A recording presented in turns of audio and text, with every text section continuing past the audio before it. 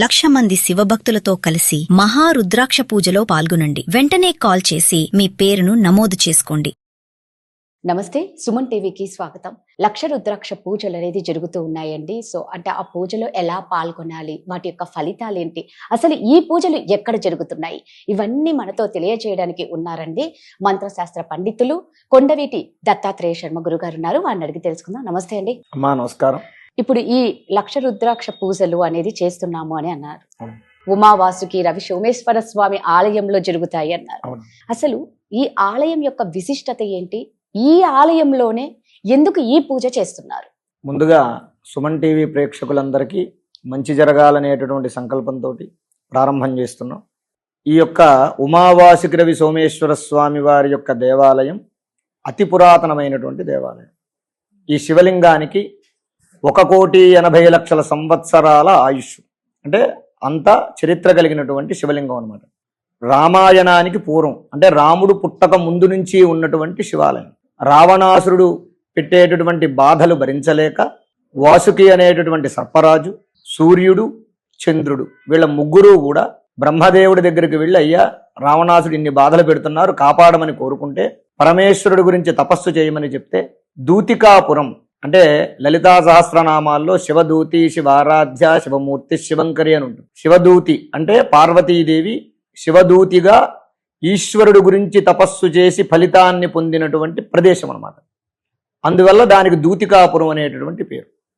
అటువంటి దూతికాపురంలో ఈ ముగ్గురు దేవతలు కూడా శివుడి గురించి తపస్సు చేయగా పరమేశ్వరుడు సాక్షాత్కరించి, ఓ దేవతలారా, విష్ణుమూర్తి రామావతారం ఎత్తి రావణుని సంహారం చేస్తాడని చెప్పి వారికి ఉన్నటువంటి తద్వారా మీకున్న శత్రుబాధ తొలగిపోతుంది అని వరమిచ్చాట.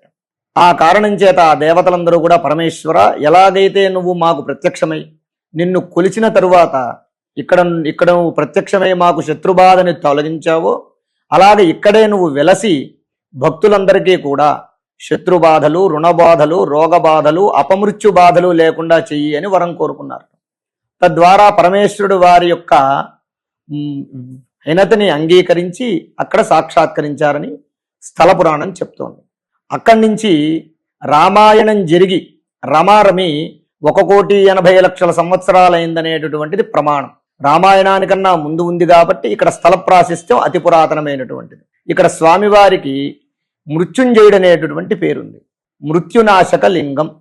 ఎవరైతే అకాల మృత్యువుతోటి ఇబ్బందులు పడుతూ ఉంటారో వారు కానివ్వండి, రుణబాధలు కానివ్వండి, రోగబాధలు కానివ్వండి, అలా పడేటటువంటి వాళ్ళు శత్రుబాధలతోటి కానివ్వండి, వారు గనక ఒక 21 సోమవారాలు ఇక్కడికి వచ్చి అభిషేకాలు గనక చేసుకున్నటువంటిదైతే తద్వారా వారికి ఉన్నటువంటి అన్ని బాధలు కూడా ఆ స్వామివారు నివారణం చేస్తారని స్థల పురాణంలో ఉంది. ఆ కారణం చేత ప్రజలందరికీ కూడా రుణబాధల నుండి, రోగబాధల నుండి, అకాల మృత్యు బాధల నుండి, శత్రుబాధల నుండి నివారణం చేయడం కోసమని ఈ 1,00,000 రుద్రాక్షల కార్యక్రమం ఈ దేవాలయంలో పెట్టడం జరిగింది. గురుగారు, మరి నిజంగా అసలు రుద్రాక్ష అంటే ఏంటి? ఈ రుద్రాక్ష వల్ల ఎటువంటి ఉపయోగాలు ఉంటాయి? రుద్రాక్ష అంటే పరమేశ్వరుడి యొక్క కన్నీటి బిందువు నేల మీద పడి రుద్రాక్ష వృక్షం వచ్చింది, మొక్క వచ్చింది. తద్వారా ఆ రుద్రాక్షలు జన్మించాయి. రుద్రాక్ష సాక్షాత్తు పరమేశ్వర స్వరూపం. అటువంటి రుద్రాక్షల్ని పరమేశ్వరుడే నిత్యం ధరిస్తాడు. ఎందుకు ధరిస్తాడు అనంటే గనక ఈశ్వరుడికి ఉగ్రుడు, రుద్రుడు అనేటటువంటి పేరు. వాటి వల్ల అంటే ఏంటి? కోపము, తాపము. ఆ కోపము, తాపము వల్ల ఈశ్వరుడికి వచ్చేటటువంటి కోపతాపాల వల్ల లోకం నాశనమైపోతుంది. కాబట్టి ఆ ఉగ్రత్వాన్ని, ఆ కోపాన్ని, ఆ తాపాన్ని, అనగా మనం మన వాడుక భాషలో చెప్పుకోవాలంటే బీపీ, ఈ బీపీని కంట్రోల్ చేసుకోవడం కోసం అని చెప్పి ఈశ్వరుడు ఆ కోపతాపాన్ని కంట్రోల్ చేసుకోవడం కోసం ఆ రుద్రాక్షలు మెళ్ళో వేసుకుంటాడు. అటువంటి పరమేశ్వరుడే సాక్షాత్తు శివస్వరూపమైనటువంటి రుద్రాక్షలు తన మెడలో వేసుకున్నాడు. కాబట్టి ఆ పరమేశ్వర స్వరూపమైనటువంటి ఆ రుద్రాక్షని మానవులు కూడా ధరించమని చెప్తారు. అందరూ ధరించాలి, మంచి జరుగుతుందని చెప్తారు. ఎందుకు అంటే వారిలో ఉన్నటువంటి కోపతాపాలు, ఎందుకు? తన కోపమే తన శత్రువు.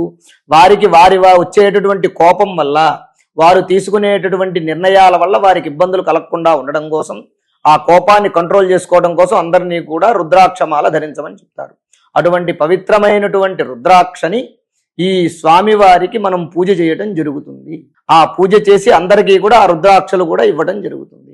తద్వారా దాన్ని ధరించడం వల్ల అందరికీ కూడా శుభం కలుగుతుంది అనేటటువంటి సంకల్పం. మీరు చెప్తూ ఉంటే నిజంగా చాలా ఆసక్తిగా ఉంది గురుగారు. మరి ఇది పూజలు, ఈ లక్ష రుద్రాక్ష పూజలను ఏ విధంగా నిర్వహిస్తారు?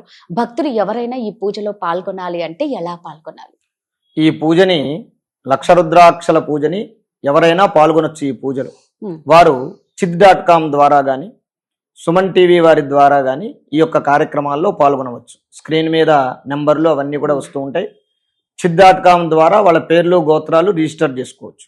తద్వారా ఈ కార్యక్రమం మనం ఎలా నిర్వహిస్తాము అని అంటే గనక, ఒక రుద్రాక్ష ఈశ్వర స్వరూపం అని మనం చెప్పుకున్నాం.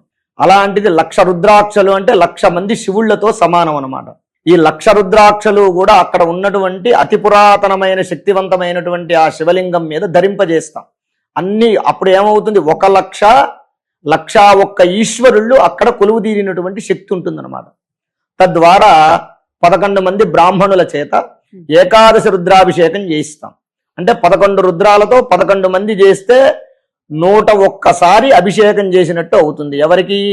1,01 ఈశ్వరుళ్ళకి అభిషేకం చేసినటువంటి ఫలితం వస్తుంది 101. తద్వారా అభిషేకం అయిపోయినటువంటి తర్వాత ఈ అభిషేకం ఎందుకు చేస్తాం? అభిషేక ప్రియో శివ. ఈశ్వరుడికి అభిషేకం అంటే చాలా ప్రీతి.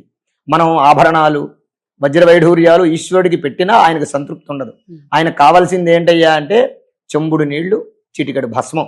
అది ఉంటే చాలా, ఆయనకి ఇంకేమీ అక్కర్లేదు. అత్యంత ప్రీతిపాత్రమైనటువంటి ఆభరణం ఏంటి ఈశ్వరుడికి? రుద్రాక్ష. అటువంటి రుద్రాక్షని మనం సమర్పిస్తున్నాం. ఎలా సమర్పిస్తాం? అయ్యా పలానా వారు, పలానా గోత్రం, పలానా పేరు వారు ఈ కష్టం నివారణ అవడం కోసం నీ పూజ చేసుకుంటున్నారు కాబట్టి నీకు ప్రీతిపాత్రమైన రుద్రాక్ష సమర్పిస్తున్నాం కాబట్టి వారికి ఉన్న కష్టాలు నివారణం చెయ్యి అని సంకల్పంతో ఈ కార్యక్రమం మనం ప్రారంభం చేస్తాం. తద్వారా అభిషేకం అయిపోయినటువంటి తరువాత ఈ 11 మంది బ్రాహ్మణులు కూడా శివ సహస్రాన్ని 11 సార్లు పారాయణం చేస్తారు. అంటే ఒకసారి పారాయణం చేస్తే 11 మంది, ఒకసారి పారాయణం చేస్తే 11,000 సార్లు పూజ అయినట్టు లెక్క. అలాంటిది 11 సహస్రాలతోటి పారాయణం చేస్తారు. 11 సహస్రాలతో పారాయణం చేస్తే 1,00,000 పూర్తవుతుంది. 11 సార్లు 11 మంది చేయడం వల్ల 1,00,000 పూర్తవుతుంది. దారిద్ర్య దుఃఖ దహన స్తోత్రముతోటి, లింగాష్టకముతోటి ఇత్యాది శివస్తోత్రాలు, మహిమాన్వితమైనటువంటి శివస్తోత్రాలతో కూడి, శివ సహస్రములతో కూడి ఈ 1,00,000 రుద్రాక్షల అర్చన పూజ స్వామివారికి నిర్వహించడం జరుగుతుంది. అలా నిర్వహించడం వల్ల విశేషమైనటువంటి అఖండ శక్తి, ఆ పరమేశ్వరుడు యొక్క శక్తి ఆ లింగానికి ఈ రుద్రాక్షలన్నీ కూడా తాకి ఉండడం వల్ల ఆ శక్తి ఆ శివలింగం నుంచి రుద్రాక్షలకు ఉత్పన్నమవుతుంది. దాన్ని గనక ఎవరైతే ధరిస్తారో వారికి శివశక్తి వారి వెన్నంటే ఉండి ఎల్లప్పుడూ వారిని, వారి కుటుంబాన్ని కాపాడాలి అనే సంకల్పంతో మేము ఈ కార్యక్రమం చేస్తున్నాం. అంటే ప్రతి 32 నెలలకి ఒకసారి మనకి అధిక మాసం వస్తుంది. ఎందుకయ్యా అంటే కాలక్రమేణా కాలంలో కొన్ని మార్పులు సంభవించడం వల్ల, ఇప్పుడు ఇంగ్లీష్ నెల ఉందనుకోండి, ఫిబ్రవరిలో 29 రోజులు ఉంటాయి, 28 రోజులు ఉంటాయి. ఈ ఏదైతే 365 రోజుల్ని దాన్ని లెవెల్ చేయడం కోసం ఇంగ్లీష్ క్యాలెండర్ ఉంటుందో, అలాగా తెలుగు నెలల్ని ఈ కాలక్రమేణా ఉన్నటువంటి ఈ యొక్క సమయాన్ని లెవెల్ చేయడం కోసం అని చెప్పి ప్రతి 32 నెలలకి ఒకసారి అధిక మాసం అనేది ఒకటి వస్తుంది. ఆ అధిక మాసంలో ఏ పని చేసినా అధికమైనటువంటి ఫలం కలుగుతుంది. ఆ సంకల్పం చేత ఇప్పుడు వచ్చే అధిక జ్యేష్ఠ మాసంలో మాస శివరాత్రి ఈశ్వరుడికి చాలా ప్రీతిపాత్రమైనటువంటి తిథి, చతుర్దశి తిథి, త్రయోదశి చతుర్దశి కలిసినటువంటి తిథి మాస శివరాత్రి. ఆ రోజున మనం ఈ కార్యక్రమం చేయడం వల్ల శివుడు చాలా సంతృప్తి చెంది మనకు కోరినటువంటి కోరికలు తీర్చేటటువంటి అవకాశం ఉంటుంది. చాలా చక్కగా చెప్పారు. శివాజ్ఞ లేనిది చీమైనా కుట్టదు అని అంటూ ఉంటారు. నిజంగా 32 నెలలకు ఒక్కసారి వచ్చే ఈ మాస శివరాత్రిలో మీరు ఈ రుద్రాక్ష పూజలు అయితే నిర్వహిస్తున్నారు. ముఖ్యంగా దీని ఫలితం కుటుంబ పరంగా ఎలా ఉంటుంది గురుగారు? శివో ఐశ్వర్యకారక అని చెప్పుకున్నాం. ఐశ్వర్యం అంటే ఏంటి? కేవలం డబ్బుంటేనో, కారు ఉంటేనో, ఇల్లుంటేనే ఐశ్వర్యం కాదు. ఐశ్వర్యములు 8 రకాలు ఉన్నాయి. ఈ 8 రకాలను కూడా ప్రసాదించేటటువంటి వాడు కేవలం పరమేశ్వరుడు ఒక్కడే. ఈశ్వరుణ్ణి ఆరాధన చేయడం వల్ల ఏదో ఒకటే సంప్రాప్తిస్తుందని అనుకోవటం మన అవివేకం. ఈ 8 ఏమిటి అంటే చక్కటి సంతానం ఉండడం ఒకటి, రెండవది మనసు ఎరిగినటువంటి జీవిత భాగస్వామి ఉండటం ఒకటి, కష్టంలో ఉన్నా సుఖంలో ఉన్నా బంధుమిత్రులు మనల్ని ఆదరించేటటువంటి వాళ్ళు ఉండడం ఒక ఐశ్వర్యం, ధనానికి ధాన్యానికి లోటు లేకుండా ఉండడం ఒక ఐశ్వర్యం, కంటి నిండా నిద్రపోవడం ఒక ఐశ్వర్యం, తృప్తిగా భోజనం చేయటం ఒక ఐశ్వర్యం.